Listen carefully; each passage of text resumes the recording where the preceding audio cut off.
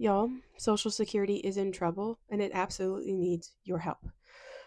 Most of what I'm going to talk about is based on a leaked audio recording of the current acting commissioner of Social Security that was then posted to the ProPublica website, in which it details the chaos that is occurring at the Social Security Administration.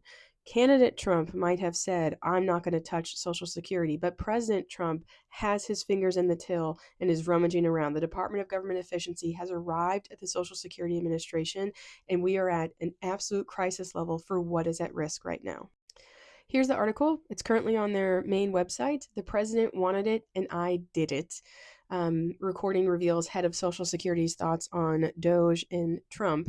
This guy who is the acting commissioner, he's not someone necessarily important or high up at Social Security. He was someone who worked at the Social Security Administration who essentially made a very sympathetic post that was pro Doge about how smart they are. He took the post down and was made acting commissioner, and most of the people who were above him were either fired or had to resign in protest because they thought that the quote unquote Doge kids were breaking the law. So, not a lot of leadership potential or experience coming from the Social Security Administration. And this is what he's saying about it. I mean, he's a pro-Trump, pro-Doge guy who gets elevated to the head of the Social Security Administration, and this is what he says about it. Again, this is an all hands staff meeting that had contractors present, the recording of which got leaked. But yeah, he refers to Elon Musk as quote unquote the Doge kids.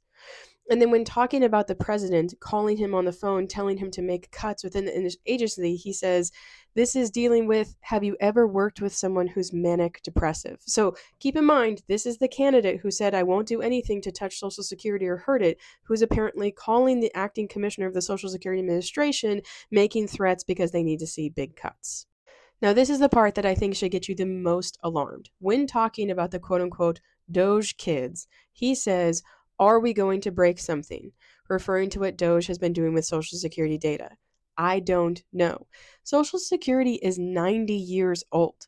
It was passed in 1935. It paid out its first benefit in 1940. And at no point during that 90-year history did someone running Social Security say, is it safe? I don't know. Until now. Now they are jeopardizing a program that has never missed a payment and who has never had a successful hacking attempt. Now it's I don't know. But the part that makes me really sick to my stomach and should be very upsetting to you is when he said in a more reassuring tone, they're learning. Let people learn. They're going to make mistakes. The only thing that they can make mistakes on, these Doge kids who are basically unpaid interns that were not chosen through a competitive process, but just hand selected by a man who himself was not vetted or chosen through a competitive process, the only mistakes they can make is either on your tax payments, your benefits, or on your Social Security data.